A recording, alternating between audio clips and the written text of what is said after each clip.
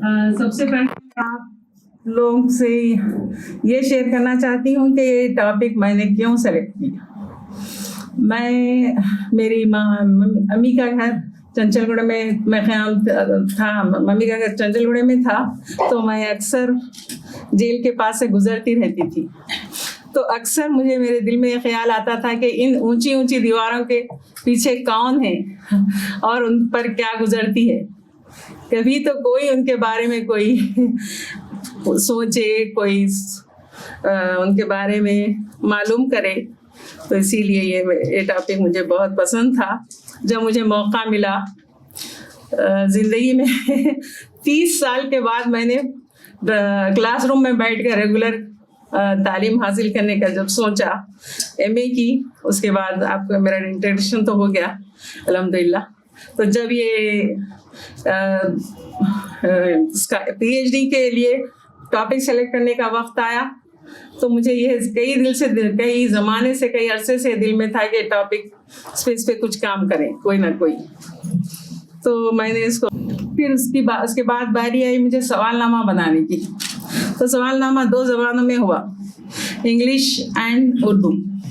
جب میں سوال نامہ لے کے پریزن ڈپارٹمنٹ پہنچی تو وہاں پر مجھے کہا گیا کہ یہ سوال نامہ تو ہے مگر اس کو آپ تیلگو میں ٹرانسلیٹ کیجیے, کیونکہ پورے دیہی جیلوں میں تو سب دیہاتی ہوتے ہیں, ان کو تیلگو زیادہ آتی ہے پورے آندھرا پردیش میں. جب میں شروع کی جب یہ آندھرا پردیش ایک ہی تھا, مجھے بہت سی سہولت مہیا کی اور لوگوں کو, انمیٹس کو بات چیت کے لیے یعنی انٹرویو کے لیے وہ راضی کیا اور ایک کے بعد باری باری بھیجاتی رہی. میں آپ کو یہ بتانا چاہتی ہوں کہ آندھرا پردیش میں 3 جیلیں ہیں خواتین کی, جن میں سب میں بڑی جیل جبکہ ایک تھا راجمندری, کمپلیٹلی ویمن جیل الگ ہے وہاں پر. ورنگل میں ویمنس کا ایک ونگ ہے, اور چنچل گڑھ سب میں بڑی جیل ہے خواتین کی. سب میں ملا کے کانوینٹس 326 ہیں اور انڈر ٹریل 199. تو وہی بس یہی رہا. 211 میں چنچل گڑھ ویمن جیل کی میں میرا کام ہوا. اس کے بعد 2012 میں مجھے D I G of prison Sunil Kumar صاحب سے ورنگل اور راجمندری کے لیے ریسرچ پرمیشن ملا. پھر میں نے وہاں کا رخ کیا. میرے ساتھ میرے شوہر سید عبدالجلیل صاحب نے بہت تعاون کیا, قدم قدم پہ میرا ساتھ دیا. سب میں جو ریسرچ ورک ہوا مجھے یہ پتا چلا کہ راجمندری میں زمینات کے لیے بہت کیسز ہوتے ہیں, بہت مرڈر ہوتے ہیں. ایک مرڈر کے کیس میں 9 لوگ عمر قید کی سزا پا رہے ہیں. اور ورنگل میں چوری, نشہ, پراسٹیٹیوشن یہ بہت زیادہ ہے وہاں کیسز. اور چنچل گڑھ میں یہاں پر جہیز کی لعنت, جہیز کی اموات, ہندوز, مسلمس, کرسچن, سب تمام مذاہب کی خواتین موجود ہیں یہاں پر. زیادہ پورے کیسز جہیز کے ہیں, بہت زیادہ. اس میں شوہر, ساس, ننند, دیور, کئی لوگ ایک کیس میں مرڈر. اور کئی اس کیسوں میں یہ ہوا کہ کم سن لڑکیوں کی شادی کر دی گئی, پھر وہ لوگ برابر اپنی خاندان کو سنبھال نہیں سکی, پھر اس پہ کئی الزام لگائے گئے, پھر ان کو گرفتار کیا گیا. ایسی بھی لڑکیاں تھیں اس میں. خیر اس کے لیے تو قانون ہے, قانون کا جو بھی ہے چل رہا ہے انتظام. یہ محسوس کی میں کہ یہاں خاتون ججز کی بہت کمی ہے. پورے آندھرا پردیش میں کیا پورے انڈیا میں ہی ہوگا, مگر خاتون ججز کی کمی ہے بہت. اگر خاتون ججز ہوں تو خواتین کے تمام فیصلوں, ان کے حالات کو سمجھ سکتے اور اچھے فیصلے بھی ہو سکتے. آپ ان کے ریزیوم میں یہ بھی बोलना था कि पूरे ऑल इंडिया वो जो जेल के प्रिजन के जो वार्डन्स है उनको ट्रेनिंग देती हैं अभी भी, रिटायरमेंट के बाद भी ऑनलाइन। और किरण बेदी का जो मिशन है उससे भी लगी हुई हैं। किरण बेदी के कहने पे कि उनके मजबूर करने पे ऑनलाइन वो भी कोर्सेज में पूरा मैडम का साथ है, मैडम ले रही हैं वो कोर्सेज में। और एक बात ये कहना है कि इस रिसर्च को कैसे फलाह के लिए लिया जा सकता है। मैंने अंदर जेलों में जाकर जो डेटा जराइम की फहरिस्त हो या जराइम की वजूहात हो, इसको अगर आइंदा रिसर्च के लिए इस्तेमाल किया जा सकता है तो इससे इस डेटा से ये भी मालूम होगा कि ख़वातीन जराइम की तरफ राग़िब क्यों होती हैं और क्यों जराइम सरजद कर बैठती हैं। इससे काम लिया जा सकता है। रिसर्च का मुतालिया अगर इकोनॉमिक डेवलपमेंट डिपार्टमेंट और क्राइम डिपार्टमेंट और अदलिया का डिपार्टमेंट इस पर गौर करे तो अगर करना चाहे या किया जाए तो इससे आवाम को बहुत फ़ायदा हो सकता है आइंदा ऐसे जराइम नहीं होने के लिए। क्योंकि ऐसा देखा गया है कि चंद हज़ार रुपयों की ज़मानत के बस 2 साल, 1 साल और कई महीनों की कैद सहनी पड़ती है मुजरिमीन को। ज़्यादा टाइम नहीं लेते हुए चंद सिफारिशात को बयान करना चाहूँगी जो मैंने इस किताब में लिखे हैं। महरूज ख़वातीन के मसाइल और वाज़ावातकारी के तानीसी तनाजुर में नताइज को पेश किया गया है। जेल का मकसद मर्द ख़वातीन महसूसिन के लिए एकसा है। ये समाजी कंट्रोल के आलात हैं, ताहम ख़वातीन की महरूसियत समाज में मौजूद सिंफी इम्तियाज़ को ज़ाहिर करती है। NCRB 2014 के मुताबिक महरूज ख़वातीन का तनासुब 4% है। आंध्र प्रदेश, पहला सजेशन है मेरा, आंध्र प्रदेश की 3 ख़वातीन की मखसूस जेलों में मौजूद कुल महरूसिन की तादाद 525 है, जिसमें से तकरीबन 7% महरूसिन को बतौर मुताले के नमूने के लिए मुंतखब किया गया, जिसमें से 50% महरूसिन का ताल्लुक चंचलगुड़ा सेंट्रल प्रिजन से है। राजमंद्री स्पेशल विमेंस जेल से 25% और स्पेशल जेल वरंगल से 24%। इस मुताले में शामिल मुजरिमीन का फीसद तनासुब 12% है।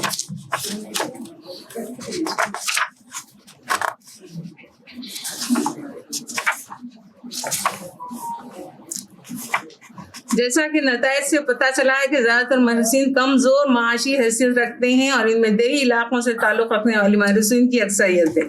इस तनाजुर में यह पहलू इंतहाई अहमियत का हामिल है कि देही सनतों या घरेलू सनतों की हिम्मत अफजाई की जाए ताकि तमाम ख़वातीन बशमूल नाखानदार को भी रोज़गार के एकसा मौक़े फराहम हो ताकि वो अपने कुंबे की रोज़ी रोटी का बंदोबस्त कर सकें और नामसाद हालात में जुर्म की तरफ राग़िब ना हो। इसके अलावा बेहतर रोज़गार की बिना उन्हें ख़ानदान में बेहतर मकाम भी हासिल होगा और इम्तियाज़ और सानवी हैसियत का शिकार न होंगी। ख़वातीन की सानवी हैसियत को मुस्तरद करते हैं उन्हें एक ज़बान होकर उन्हें मातहत के बजाय उनके मसावी किरदार के तस्वुर को आम करें। जब तक ख़वातीन के तय समाजी रवैये में मुस्बित तब्दीली ना आएगी तब तक किसी भी तरह की कानून साजी, हुकूमती पॉलिसियाँ और फलाही स्कीमात मौसर तौर पर कारगर न हो सकेगी। नशा एक ऐसी समाजी बुराई है जो ख़ानदानी निज़ाम को खोखला कर देता है। मजदूर तबका भी नशे की कसरत की बिना वो अपनी कमाई का एक बड़ा हिस्सा नशे की नज़र कर देते हैं और कई जराइम नशे की हालत में सरजद हो जाते हैं। इसलिए शराब के कारोबार पर तहदीदात आयद की जाएं, सस्ती शराब पर पाबंदी आयद की हो और गैर कानूनी शराब के कारोबार को पूरी तरह से ख़त्म किया जाए। मुजरिमीन की तलाश और जुर्म के सुराग और नज़्म ज़ब्त को बनाए रखने के लिए पुलिस और आवाम के दरमियान बेहतर ताल्लुकात की अशद ज़रूरत है। आवाम के सरगर्म गैर सगाली रोल के बगैर पुलिस और पुलिस की मरकज़ी तंजीमें तशद्दुद और दाखिली सलामती के मसाइल पर काबू नहीं पा सकते। इस सिलसिले में जो अमन कमेटियाँ और मायत्री कमेटियाँ हैं وہ بغیر کسی بیرونی اثر کے پوری ایمانداری کے ساتھ اپنی ذمہ داری نبھائیں اور ان کمیٹیوں کا غلط استعمال ہونے نہ دیں. اور بازآباد کری کے ایک دو میں آپ کو بیان کرتی ہوں پوائنٹس. خواتین بازآباد کری یعنی جیل سے رہا ہونے کے بعد جب ان کو زندگی کی طرف مائل ہوتی ہیں خواتین, تو اس کو کیسا زندگی آسان کرنے کے لیے ان کے لیے کیا کرنا چاہیے. خواتین محروسین کے لیے موجود مفت قانونی امداد کی رسائی کو اس کی حقیقی روح کے ساتھ مہیا کیا جائے اور بازآباد کاری عہدیدار محروسین اور قانونی امداد کے درمیان ربط کو حقیقی بنانے کے لیے خصوصی اقدام اٹھائے. غیر سرکاری تنظیموں, سماجی خدمت کے اداروں کی یہ ذمہ داری ہے کہ وہ شہریوں اور مملکت کے درمیان بہتر روابط بنانے میں اپنا مؤثر کردار ادا کریں. جیل میں بازآباد کاری عہدیداروں کا تقرر کیا جائے تاکہ محروسین کے بعد از رہائی اصلاحی کاری کے منصوبہ بندی میں تعاون کر سکیں. ساتھ ہی محروسین کی رہائی کے بعد سماج میں مکمل طور پر دوبارہ رچ بس جانے تک رہنمائی اور تعاون دے. تمام جیلوں میں قانونی امداد کے نظام کو تقویت دی جائے. وکلا کے ایک پینل کے ساتھ پیرا لیگل والنٹیئرز کی بھی فراہمی ہو. موم بتی بنانے, پاپڑ, زردوزی, ہنر کے طریقے نہ صرف قدیم ہیں بلکہ سماج میں موجود پدرشاہی نظام کے تحت خواتین کو گھریلو کام میں مصروف رکھنے کا روایتی طریقہ کار ہیں جو محروسین کو بعد از رہائی بہتر روزگار دلانے میں ناکام ہونے کے علاوہ جنس کی اساس پر کم اجرت والے پیشے مانے جاتے ہیں. لہٰذا ٹیکنالوجی کے اس دور میں محروسین کو کمپیوٹر کی تربیت دی جانی چاہیے تاکہ وہ ڈاٹا انٹری, پرنٹنگ اور پبلشنگ وغیرہ کے کورس سیکھیں. اس کے علاوہ موبائل ریپیئرنگ کی بھی ایک اہم روزگار کا ذریعہ ہے. یہ روزگار خواتین کو بہتر آمدنی فراہم کر سکتے ہیں. جیل کے عملے کو حساس بنایا جائے تاکہ وہ خاتون محروسین کو کسی بھی طرح کی لفظی, طبعی یا کسی اور قسم کی ابیوز کا نشانہ نہ بنائیں. جیل کے عملے کے لیے کمیونیکیشن اور برتاؤ میں تبدیلی کے لیے تربیت فراہم ہو. جیل کے عملے کے اوقات ڈیوٹی لچک پذیر ہوں تاکہ وہ بھی اپنے خاندان کی نگہداشت بہتر طور پر کر سکیں اور محروسین پر اپنا غصہ نہ اتاریں. مرکزی حکومت سے اس ریسرچ کے بعد یہ گزارش کی جاتی ہے کہ خاتون ججز کا آبادی کے تناسب سے تقرر کیا جائے کیونکہ خواتین کے کیسوں کو خاتون ججز ہی زیادہ اچھی طرح سلجھا سکتی ہیں. مرکزی حکومت اور ریاستی حکومت کو چاہیے کہ ایسی ترقیاتی پروگرام بنائے جو رہا ہونے والی خواتین کی آئندہ زندگی کے لیے کارآمد ہو سکے, جس سے مدد مل سکے, کسی گھریلو صنعت کو چلا کر اپنا روزگار حاصل کر سکے, کسی ایسے مستقل زندگی میں کام آنے والے ادارے سے جڑ جائیں جس سے مستقل آمدنی چلتی رہے, جیسے پیٹرول پمپ میں ملازمت یا ریسٹورنٹ یا ادارے, بلدیہ میں ملازمت یا بسوں میں کنڈکٹرز, ریلوے میں ملازمت ہو. جیل سے رہا, یہ ایک اہم پوائنٹ میرے ذہن میں آیا کہ جیل سے رہا ہونے والی جوان خواتین کے رہا ہونے کے بعد کچھ عرصے تک لیڈی پولیس عملے سے روابط رکھے جائیں تاکہ انہیں کوئی غیر سماجی عناصر افراد پھر سے گمراہ نہ کر سکے, جس کا اثر یقیناً مثبت ہوگا کیونکہ اس خاتون کے اندر ڈر اور خوف دور ہوگا, خود اعتمادی پیدا ہوگی. مزید مطالعے کے لیے تجاویز. بازآباد کاری کے تناظر میں جو محروسین اپنی قید مکمل کرنے کے بعد سماجی دھارے میں واپس ہو چکے ہیں, ان کے سماجی موقف کے جاننے اور ایک نارمل زندگی گزارنے میں جو مشکلات حائل ہیں ان کو سمجھنے کے لیے مزید مطالعات کیے جا سکتے ہیں.